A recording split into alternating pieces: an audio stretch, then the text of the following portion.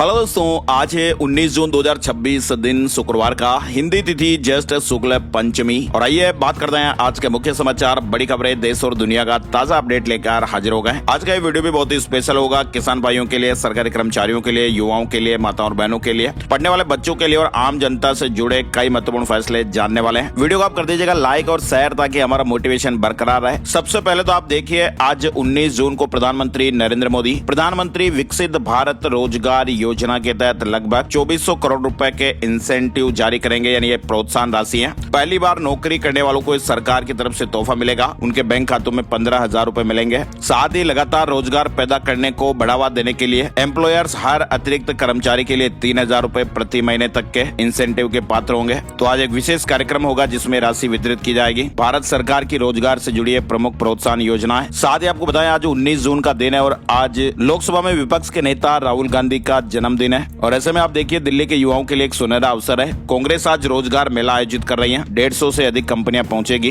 दिल्ली के ताल कटोरा स्टेडियम में ये मेगा जॉब फेयर आयोजित होने जा रहा है। साथ ही आपको बताएं, आत्मनिर्भर भारत की दिशा में एक और बड़ा कदम, राजनाथ सिंह आज नागपुर में एल्यूमिनियम एक्सट्रूजन प्रेस का भूमि पूजन करेंगे। और तो और आप देखिए, चालू वित्त वर्ष में 17 जून तक देश का नेट डायरेक्ट टैक्स कलेक्शन 14.64% बढ़कर 5 लाख करोड़ रुपए से पार पहुंच गया है। कॉर्पोरेट टैक्स में 22% की जोरदार बढ़त हुई है और सरकार ने 89,026 करोड़ रुपए का रिफंड भी जारी किया है। तो हमारे देश के खजाने के लिए गुड न्यूज आई है। चालू वित्त वर्ष में टैक्स कलेक्शन जो है ना, वो बहुत ही शानदार रहा और ये उछाल भारतीय अर्थव्यवस्था की मजबूती का सीधा संकेत दिखा रहा है। यानी इस बार सबसे ज्यादा पैसा कॉर्पोरेट सेक्टर से आया है। खबरों में आगे बढ़ेंगे, लेकिन इससे पहले बड़ी खबर आप देखिए, पूर्व प्रधानमंत्री के बेटे के साथ व्हाट्सएप पर साइबर फ्रॉड हो गया। 7 करोड़ 80 लाख रुपए की ठगी की घटना सामने आई है। भारत के पूर्व प्रधानमंत्री इंद्र कुमार गुजराल के बेटे के साथ ये बड़ा साइबर फ्रॉड हुआ। मीडिया रिपोर्ट्स के मुताबिक स्कैमर्स ने व्हाट्सएप के जरिए एक लंबी प्लानिंग के तहत ये स्कैम किया। यानी दोस्तों, ये मामला सुनने में जितना हैरान लग रहा ना, उतना ये डराने वाला भी है। और बताया जा रहा है कि ये पूरा खेल व्हाट्सएप पर हुआ। ठगों ने इतनी सफाई से ये प्लान बनाया था कि एक अनुभवी नेता भी इसमें फंस गए और करीब 7 करोड़ 80 लाख रुपए का ये बड़ा झटका लगा है। यानी दोस्तों, आजकल साइबर ठग इतने सातिर हो चुके हैं ना कि उनकी नजर अब आम लोगों के साथ साथ बड़े लोगों पर भी रहती है। न्यूज 18 की एक रिपोर्ट के मुताबिक ठगों ने खुद को किसी एक भरोसेमंद शख्स की तरह पेश किया था। पूरी प्लानिंग की गई और व्हाट्सएप के जरिए ठगी को अंजाम दिया गया। बैंक और सीएफओ तक के लोग गच्चा खा गए। तो आप देखिए, साइबर ठगी करने वाले लोग कितने इंटेलिजेंट होते हैं। फिलहाल बढ़ते हैं आगे, बड़ी खबर देखिए, प्रधानमंत्री नरेंद्र मोदी ने पेरिस में भारतीय समुदाय को संबोधित किया और कहा कि आज मैं ऐसे समय में फ्रांस आया हूं जब कुछ दिन पहले ही हमारी पार्टनरशिप के 12 साल पूरे हुए। पीएम मोदी ने कहा कि 25 करोड़ लोग गरीबी से बाहर निकले हैं। भारत दुनिया में दूसरा सबसे बड़ा मोबाइल मैन्युफैक्चरर बना है। पीएम मोदी ने कहा कि ये भारत के लोकतंत्र की शक्ति है जिसने एक चाय वाले को यहाँ तक पहुँचा दिया। भारत में दोगुनी स्पीड से विकास हो रहा है। 12 सालों की उपलब्धि को आप अंकों से नहीं नाप सकते।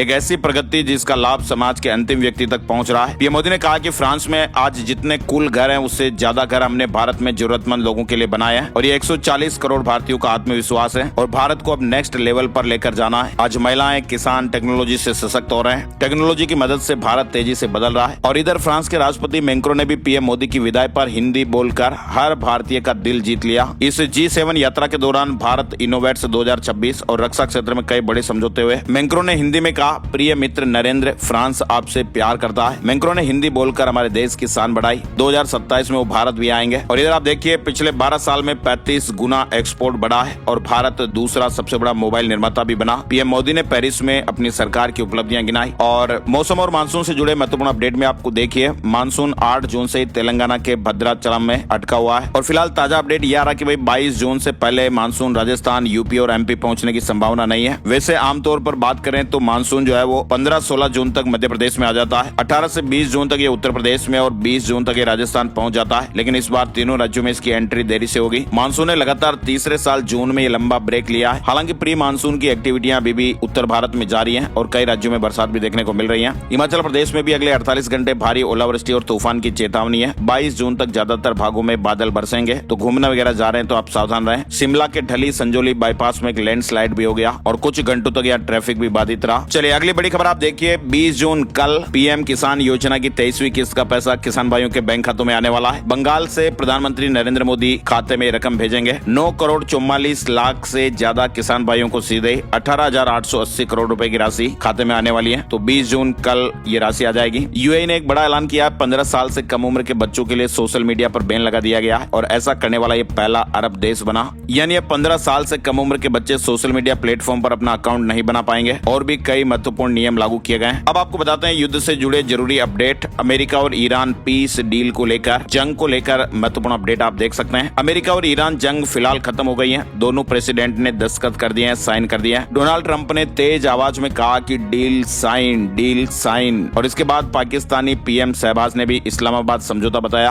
तो कुल मिलाकर मेन बात यह कि अमेरिका और ईरान के बीच जंग खत्म करने के लिए अंतरिम समझौते पर दस्तखत हो गए। डोनाल्ड ट्रंप ने बुधवार रात को फ्रांस के वर्साय पैलेस में से जुड़े एमओयू पर साइन किए। डोनाल्ड ट्रंप के बाद ईरान के राष्ट्रपति मसूद पजेश्कियान ने भी ईरान से इलेक्ट्रॉनिक दस्तखत किए और इस समझौते के तहत ईरान और लेबनान में मिलिट्री एक्शन अब खत्म किया जाएगा। सबसे बड़ी बात यह है कि होर्मुज स्ट्रेट को दोबारा खोला जाएगा और अमेरिका की नौसैनिक नाकेबंदी भी खत्म की जाएगी। तो अमेरिका ईरान के बीच जो 14 पॉइंट का ड्राफ्ट समझौता है, इसकी जानकारी भी आप यहाँ पर देख सकते हैं। समझौते पर हस्ताक्षर करते समय की अलग अलग तस्वीरें भी आप यहाँ पर देख सकते हैं। कितने बड़े बड़े हस्ताक्षर इस समझौते में किए गए आप देखिए। अब ये समझौता तो हो गया, लेकिन इजराइल को यहाँ पर बड़ा झटका लगा है। अमेरिकी उपराष्ट्रपति जेडी वेंस के लेबनान प्लान से इजराइल की टेंशन बढ़ते हुए नजर आ रही है। उन्होंने इजराइल से भी शांति प्रक्रिया का सम्मान करने और लेबनान समझौते का दोनों पक्षों द्वारा पालन करने की बात कही। कुल मिलाकर बात यह है कि अब होर्मुज खुल जाएगा, मिडिल ईस्ट में शांति तो आएगी। अमेरिका और ईरान के बीच डील पर साइन हो गए। 110 दिन का समय रहा, 7,000 लोगों ने जाने गंवाई, 122 लाख करोड़ रुपए अमेरिका के बर्बाद हो गए और ईरान से डील में डोनाल्ड ट्रंप की एक तरह से यह हार ही हुई। ईरान के साथ समझौते को अमेरिका की एक बड़ी कूटनीतिक हार भी माना जा रहा है। यानी 110 दिनों तक संघर्ष चला, 7,000 मौतें हुई और 122 लाख करोड़ रुपए के भारी आर्थिक नुकसान के बाद ट्रंप को ईरान की शर्तों पर झुकना पड़ा है। तब जाकर इस ऐतिहासिक समझौते पर साइन हुए और इसीलिए विशेषज्ञ अब अमेरिका की इसे सबसे बड़ी कूटनीतिक हार मान रहे हैं। यानी ना तो डोनाल्ड ट्रंप के टारगेट पूरे हुए और ना ही सत्ता परिवर्तन हुआ। यूएस ईरान डील की एक कड़वी हकीकत आप देख सकते हैं। हालांकि डोनाल्ड ट्रंप ने इसे बड़ी जीत बताया है, लेकिन समझौतों की शर्तों से ये लग रहा ना दोस्तों कि उन्होंने ईरान में सत्ता परिवर्तन, यूरेनियम, मिसाइल कार्यक्रम और आर्थिक प्रतिबंधों पर यह सरेंडर किया है। ईरान को 300 अरब डॉलर और तेल निर्यात की भी छूट मिली है। ये डील ट्रंप की मैक्सिमम प्रेशर नीति की विफलता को दर्शा रही है और फिलहाल पिक्चर ये अभी बाकी है, क्योंकि ईरान और अमेरिका की डील साइन होने के बाद भी हालांकि ये फाइनल नहीं मान सकते हैं, क्योंकि ईरान और अमेरिका के बीच ये डील होकर भी डील होने में भी लंबा वक्त जाएगा। हालांकि एमओयू पर साइन हो गए हैं, पूरी दुनिया को गुड न्यूज मिल गई है, लेकिन दोस्तों आपको बताएं हकीकत में दोनों देशों के बीच जो समझौता है वो फाइनल होते होते भी महीनों गुजर जाएंगे। साइन होने के बाद अब बातचीत शुरू होगी। परमाणु और होर्मुज जैसे जो विवादित मुद्दे हैं, इस पर किस तरह से आगे बढ़ना है ये भी तय किया जाएगा। इन तमाम चर्चाओं के लिए भी 2 महीने का वक्त तय किया गया है। हालांकि ये भी कुछ विशेषज्ञ मान रहे हैं कि भाई ये जो समय है और ज्यादा लगेगा। दोनों देशों के बीच समझौता फाइनल होने में 60 दिन की टाइमलाइन से भी ज्यादा समय लग जाएगा, ऐसे अपडेट आ रहे हैं। तो अब देखते हैं आगे और क्या अपडेट्स आते हैं। फिलहाल राहत की खबर तो ये है कि भाई साइन हो गए और ऐसे में अब वैश्विक समुद्री व्यापार और ऊर्जा आपूर्ति को लेकर चर्चाएं तेज हो गई हैं। आप देखिए हमारे देश में भी केंद्रीय शिपिंग बोर्ड के पूर्व सदस्य और प्रसिद्ध समुद्री मामलों के विशेषज्ञ कैप्टन संजय पारासर ने इस पर अपनी प्रतिक्रिया दी है और कहा कि अंतर्राष्ट्रीय स्तर पर शांति के प्रयासों से पूरी दुनिया को बड़ी राहत मिल सकती है। उन्होंने कहा कि अभी 90 दिनों में सामान्य होने लगेगी तेल गैस की आपूर्ति। इधर यूक्रेन ने रूस पर सबसे बड़ा ड्रोन अटैक किया, 1000 से ज्यादा ड्रोन अटैक किए, क्रूज मिसाइलें भी दागी। जेलेंस्की ने कहा कि भाई यूक्रेन जलेगा तो रूस भी जलेगा, दोनों बराबर बराबर जलते रहेंगे। और यूक्रेन ने गुरुवार को रूस पर यह अब तक का सबसे बड़ा ड्रोन हमला किया। अब खबरों का सिलसिला और आगे बढ़ाते हैं। पीएफ को लेकर बड़ी खबर आ रही है। पीएफ पर लगातार तीसरे साल 8.25% ब्याज मिलता रहेगा, सरकार ने मंजूरी दे दी है और इसी महीने पीएफ अकाउंट में पैसा आ सकता है। तो देश के 7 करोड़ से ज्यादा पीएफ अकाउंट धारकों को जमा पैसे पर इस बार भी 8.25% की दर से ब्याज मिलेगा। ऑटो चेक क्लियरिंग में कई फ्रॉड सामने आ रहे हैं, केमिकल से नाम मिटा रहे हैं, तेज क्लियरिंग सिस्टम में बड़ी खामी, रंग और लिखावट का बदलाव पकड़ना भी मुश्किल हो रहा है। अमेरिका में पुराने जमाने का एक स्कैम नए और खतरनाक रूप में ये लौट आया है और इसलिए वहाँ पर चेक फ्रॉड के मामले रिकॉर्ड स्तर पर पहुंच गए। ये अमेरिका से जुड़ी खबर है। ICICA 2026 के फाइनल रिजल्ट जारी हो गए। पटियाला के नूर सिंगला ने टॉप किया है, 7,931 कैंडिडेट ने क्वालिफाई किया। तो institute of chartered accountant of India की ओर से CA फाइनल के रिजल्ट जारी हो गए। इधर QS वर्ल्ड यूनिवर्सिटी रैंकिंग 2027 भी जारी हो गई है। टॉप 100 में एक भी भारतीय यूनिवर्सिटी नहीं आई है। भारत में IIT दिल्ली टॉप पर रहा। DU और JNU की रैंकिंग में भी सुधार हुआ। तो हमारे देश में IIT दिल्ली टॉप पर है। ये अलग अलग ग्लोबल रैंक आप देख सकते हैं इंस्टीट्यूट वाइज। QS रैंकिंग में दिल्ली का डंका बजा है। IIT 118वें स्थान पर रहा। DU जामिया ने भी मान बढ़ाया, 52 संस्थानों को जगह मिली है। और इधर आप देखिए दुनिया भर में रिकॉर्ड 1,65,000 करोड़पति देश छोड़ेंगे। UAE सिंगापुर पहली पसंद बन रही है। अमेरिकी सबसे ज्यादा माइग्रेट हो रहे हैं। वेल्थ हब में भारत का score 56.5%। Henley private wealth migration report 2026 के मुताबिक इस साल रिकॉर्ड 1,65,000 करोड़पति अपना देश छोड़कर दूसरे देशों का रुख करने वाले हैं। वैसे पिछले साल करीब 1,42,000 करोड़पतियों ने देश छोड़ा था। इधर राज्यसभा चुनाव से जुड़ा अपडेट देखिए। झारखंड में क्रॉस वोटिंग हुई। कांग्रेस उम्मीदवार की हार हो गई। भाजपा समर्थित उद्योगपति नाथवानी जीत गए। 12 राज्यों की 26 सीटों में से 19 एनडीए को हासिल हुई है। तो 12 राज्यों की 26 राज्यसभा सीटों के लिए गुरुवार को चुनावी प्रक्रिया पूरी हो गई। इनमें से 19 सीटें एनडीए को, इंडिया ब्लॉक को 6 और 1 सीट मिजोरम की जोराम पीपुल्स मूवमेंट को मिली है। यानी इस चुनाव में एनडीए और इंडिया ब्लॉक को एक सीट का फायदा हुआ। 23 सीटों पर उम्मीदवार निर्विरोध चुने गए। कर्नाटक विधान परिषद चुनाव में कांग्रेस 5 सीटों पर जीती है। बीजेपी को 2 सीटें हासिल हुई। जेडीएस को यहाँ झटका लगा है। इधर बड़ी खबर देखिए आप, राम मंदिर में चढ़ावा चोरी विवाद के बीच सीएम योगी आदित्यनाथ आज शुक्रवार को अयोध्या आ रहे हैं। राम मंदिर में दर्शन पूजन करेंगे, लेकिन मंदिर ट्रस्ट के महासचिव चंपत राय से दूर रहेंगे, ऐसे अपडेट सामने आ रहे हैं। नीट यूजी री एग्जाम को लेकर आप देखिए 21 जून की नीट यूजी पुनर्परीक्षा के लिए हाई लेवल बैठक हुई। मंत्री धर्मेंद्र प्रधान ने समीक्षा की। परीक्षा की सुचारू और सुरक्षित व्यवस्थाओं पर चर्चा की गई। इधर दिल्ली हाईकोर्ट ने पूछा कि भाई पूरा टेलीग्राम या आपने क्यों बैन कर दिया। इस पर सरकार ने दावा किया, कहा कि ये अपराधियों का पसंदीदा प्लेटफॉर्म बन रहा है, इसलिए नीट री एग्जाम से पहले इस पर रोक लगाई गई। यानी नीट री एग्जाम से पहले टेलीग्राम पर बैन के फैसले पर गुरुवार को दिल्ली हाईकोर्ट ने सवाल उठाए। कोर्ट ने सरकार से पूछा कि भाई कुछ परीक्षार्थियों की वजह से 15 करोड़ टेलीग्राम यूजर्स के अधिकारों पर रोक कैसे लगाई जा सकती है। फिलहाल टेलीग्राम की याचिका पर सुनवाई के बाद कोर्ट ने फैसला सुरक्षित रख लिया है। अब आप सोच रहे होंगे कि आखिर टेलीग्राम को बैन कर दिया गया, व्हाट्सएप को क्यों नहीं। दरअसल टेलीग्राम में कंपनी ने कुछ ऐसे फीचर्स दिए ना जो व्हाट्सएप में नहीं मिलते हैं, और इन्हीं फीचर्स को इस प्लेटफॉर्म के ब्लॉक होने की सबसे बड़ी वजह माना जा रहा है। तो आप देखिए कौन से वो फीचर है जो टेलीग्राम में तो है लेकिन व्हाट्सएप में आपको नहीं मिलते हैं। टेलीग्राम में बिना नंबर दिखाए यूजर नेम से जुड़ सकते हैं, बड़े बड़े ग्रुप और चैनल बना सकते हैं, बोट्स चला सकते हैं और बड़ी बड़ी फाइलें शेयर करने जैसे फीचर्स आपको टेलीग्राम में मिलते हैं। आम यूजर के लिए फीचर काफी काम के हैं, लेकिन जो गलत लोग हैं ना वो इन्हीं फीचर्स का इस्तेमाल करके फर्जी पेपर, अफवाह, ठगी का एक बड़ा नेटवर्क चला सकते हैं। व्हाट्सएप का आपको पता ही है सब कुछ फोन नंबर से जुड़ा हुआ होता है और ग्रुप लिमिट भी छोटी होती है, इसलिए व्हाट्सएप पर ट्रैकिंग और कंट्रोल टेलीग्राम के मुकाबले आसान है, इसीलिए टेलीग्राम पर बैन लगाया गया। चलिए बड़ी खबर, उत्तराखंड में खेलो पोर्टल से जुड़ेंगे खिलाड़ी। उदीयमान खिलाड़ियों को साल में 2 बार होगा पीसेट। हर शनिवार को मिलेगी 2 घंटे की वर्चुअल ट्रेनिंग। यात्री सुरक्षा को लेकर रेलवे ने बड़ा अपडेट दिया है। सहायता को लेकर रेलवे की ओर से बड़ा अपडेट। 24/7 एक्टिव है हेल्पलाइन नंबर 139। यानी अगर आप भी रेल यात्रा वगैरह कर रहे हैं तो 139 नंबर को याद रखिएगा। रेल मंत्री अश्विनी वैष्णव ने भी कहा कि भाई इसी नंबर पर पैसेंजर कॉल करें। दिल्ली बीजेपी का 256 मंडलों में जनसंपर्क अभियान शुरू हो गया है। प्रदेश अध्यक्ष हर्ष मल्होत्रा ने घर घर जाकर संवाद किया, सरकारी योजनाओं की जानकारियां भी दी। वैसे आपको बताएं ये अभियान 18 से 20 जून तक राजधानी के सभी 256 मंडलों में चलाया जाएगा। दिल्ली में एक ही जगह सरकारी सेवाएं मिलेंगी। 18 से 42 स्थानों पर जन कल्याण शिविर भी लगेंगे। तो 18 से 20 जून तक राजधानी के 42 स्थानों पर ये व्यापक जन कल्याण शिविर भी आयोजित हो रहे हैं। इधर दिल्ली विधानसभा ने 2026-27 के लिए 35 से अधिक कमेटियां बनाई है। बेहतर शासन और जन सेवा पर फोकस किया गया। दिल्ली में यमुना पर 2 नए पुल बनेंगे। सफर और भी आसान होगा, जाम से भी बड़ी राहत मिलेगी।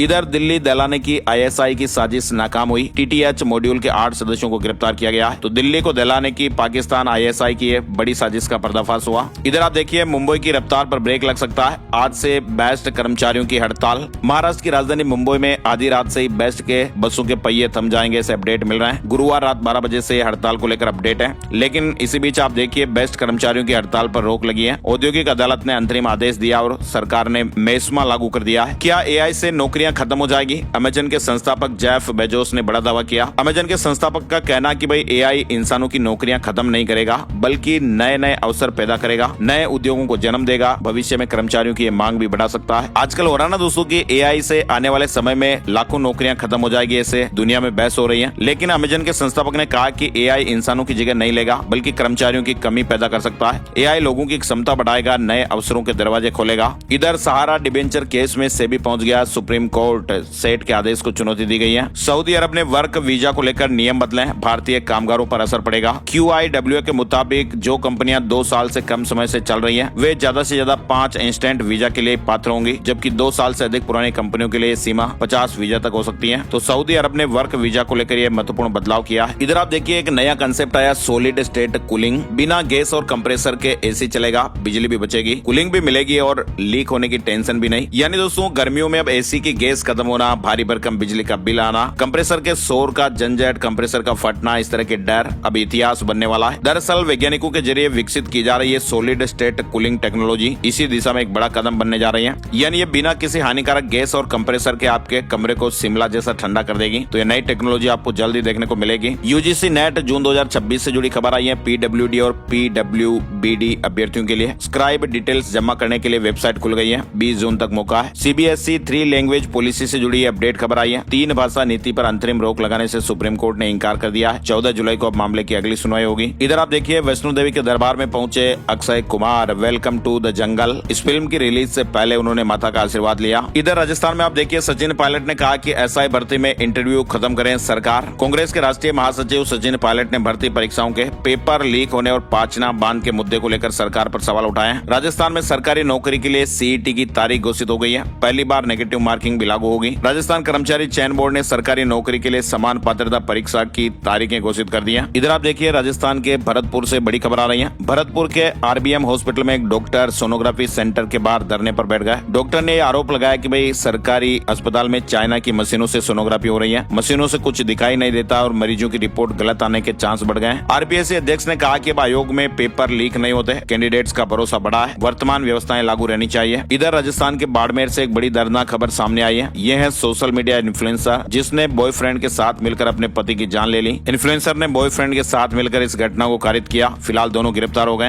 राजस्थान के करौली से बड़ी खबर आ रही है। डीएनटी समाज का जेल भरो आंदोलन तेज हो गया। 1 जुलाई को अब जयपुर में महापड़ाव होगा। राजस्थान के करौली में डीएनटी यानी घुमंतु एवं विमुक्त जाति समाज, वंचित ओबीसी, एससी, एसटी वर्गों ने अपनी विभिन्न मांगों को लेकर 27वां जेल भरो आंदोलन किया। संगठनों ने चेतावनी दी है कि मांगों पर अगर सकारात्मक निर्णय नहीं आता है तो प्रदेश व्यापी आंदोलन। 1 जुलाई को फिर जयपुर में महापड़ाव आयोजित होगा। राष्ट्रपति द्रौपदी मुर्मू जनजातीय महासम्मेलन में पहुंची। कहा कि विकसित भारत के निर्माण की यात्रा अध्यात्म, सामाजिक समरसता और पर्यावरण संरक्षण हो। राष्ट्रपति द्रौपदी मुर्मू जी भी मध्य प्रदेश के दौरे पर हैं। इधर मध्य प्रदेश के इंदौर से आप देखिए इंदौर की अनिका शर्मा के लिए अब तक 8 करोड़ 23 लाख रुपए इकट्ठे हो गए। अब माता पिता को इंतजार है कि जिन्होंने राशि देने का वादा किया था वे भी जल्दी राशि उपलब्ध करा दें तो उनकी बेटी का इलाज अब जल्दी शुरू हो जाएगा। बच्ची को इलाज के लिए 9 करोड़ रुपए का इंजेक्शन लगेगा जो अमेरिका से आना है। इधर उत्तराखंड की तर्ज पर अब मध्य प्रदेश में भी समान नागरिक संहिता यानी यूसीसी लागू करने की कवायद बेहद तेज हो गई है। राज्य में यूजीसी का ड्राफ्ट तैयार करने की प्रक्रिया अब अपने अंतिम चरण में पहुंच गई है। आगामी मानसून सत्र में सरकार इस ऐतिहासिक विधेयक को विधानसभा में पेश कर पारित करा सकती है। लगातार इस तरह की खबरें और अपडेट्स हैं। जबलपुर में यूसीसी समिति की महत्वपूर्ण बैठक भी हुई। जैन परंपराओं, आदिवासी अधिकारों और लिव इन पर लोगों ने महत्वपूर्ण सुझाव भी दिए। मध्य प्रदेश में खिलाड़ियों की पुलिस में सीधी भर्ती होगी। 10 एसआई और 50 आरक्षक पदों पर मौका। 5 साल बाद फिर ये प्रक्रिया शुरू होने जा रही है। गुजरात की तर्ज पर भोपाल में बनेगी गिफ्ट सिटी। 10,000 करोड़ की फंडिंग करेगी केंद्र सरकार। राज्य सरकार भी इन्वेस्ट करेंगी। इधर मध्य प्रदेश हाईकोर्ट ने गुरुवार को मध्य प्रदेश लोक सेवा आयोग की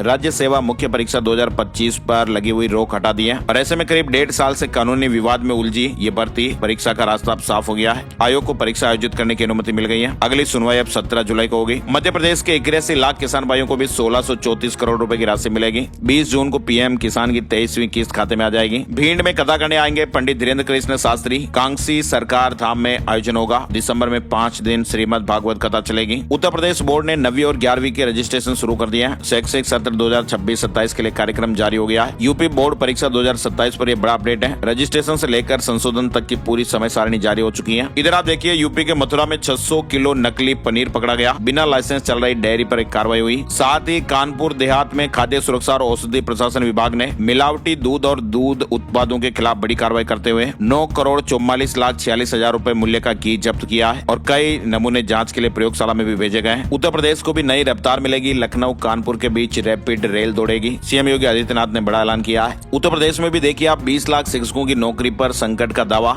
मथुरा में टैट के अनिवार्यता के खिलाफ शिक्षक सड़कों पर उतरे, ज्ञापन सौंपे। नोएडा में प्लॉट खरीदने के लिए बोली लगेगी। 29 जून से 1 जुलाई तक 3 श्रेणियों के प्लॉट उपलब्ध हैं। इधर बिहार में जमीन की सरकारी कीमत बढ़ गई है। किसान भाइयों को ज्यादा मुआवजा मिलेगा। संपत्ति खरीदने पर महिलाओं के लिए छूट भी बढ़ गई है। तो ये नया अपडेट आप यहाँ देख सकते हैं। बिहार यूथ कांग्रेस चुनाव के लिए नामांकन शुरू हो गए। इंडियन यूथ कांग्रेस ऐप से चुनावी प्रक्रिया पूरी होगी। बिहार में 27 आईपीएस अफसरों के ट्रांसफर हो गए। 13 जिलों के एसपी एसएसपी भी बदल गए। रांची में आप देखिए आरएसएस कार्यालय पर पेट्रोल बम हमला। घटना में शामिल 3 आरोपी गिरफ्तार हो गए। हरियाणा सीईटी ग्रुप डी का नोटिफिकेशन जारी हो गया है। 19 जून से आवेदन, 3 जुलाई लास्ट डेट रहेगी। सीबीआई ने हरियाणा का आईएएस ऑफिसर अरेस्ट किया। 79 करोड़ फर्जी कंपनियों तक पहुंचाए। 2 महीने पहले सरकार सस्पेंड कर चुकी है। हरियाणा के पंचकुला नगर निगम में सामने आए 79 करोड़ रुपए से ज्यादा के फंड गबन मामले में सीबीआई ने आईएएस अधिकारी राम कुमार सिंह को अरेस्ट किया है। सिंह के पास उस समय पंचकुला निगम कमिश्नर का चार्ज था। इधर आप देखिए हरियाणा में 96% गाँव की डिजिटल मैपिंग पूरी हो गई है। हरियाणा में खेती किसानी को डिजिटल प्लेटफॉर्म से जोड़ने की दिशा में बड़ा कदम उठाया गया है। एग्रीस्टेक कार्यक्रम के तहत राज्य के 96% गाँव की डिजिटल मैपिंग पूरी हो गई है। हरियाणा में अब तुरंत मिलेगी एफआईआर की कॉपी। आरटीएस के दायरे में आएंगे 33 सेवाएं। 15 दिन में हथियार लाइसेंस नवीनीकरण। हरियाणा सरकार ने नागरिक सेवाओं को समयबद्ध और जवाबदेह बनाने की दिशा में बड़ा कदम उठाया। राज्य सरकार ने गृह विभाग की 33 सेवाओं को हरियाणा सेवा का अधिकार RTS अधिनियम 2014 के तहत शामिल कर लिया है। हरियाणा में आप देखिए नई ट्रांसफर पॉलिसी में अनमेरिड लेडी टीचर्स की छूट खत्म। मेल टीचर को बच्चों के नाम राहत नहीं मिलेगी। 30 जून से हो सकती है लागू। हरियाणा में अटकी पड़ी टीचर मॉडल ट्रांसफर पॉलिसी का ड्राफ्ट तैयार कर लिया गया है। शिक्षा विभाग के निदेशक के मुताबिक पॉलिसी में कुछ महत्वपूर्ण बदलाव किए गए हैं, जिन्हें 22 जून को होने वाली कैबिनेट मीटिंग में रखा जाएगा। चंडीगढ़ PU में PhD स्कॉलर्स को ऑनलाइन हॉस्टल अलॉट होंगे, मेरिट के आधार पर मिलेगा। इधर मोदी सरकार की कांदिया ब्यास रेल प्रोजेक्ट को मंजूरी,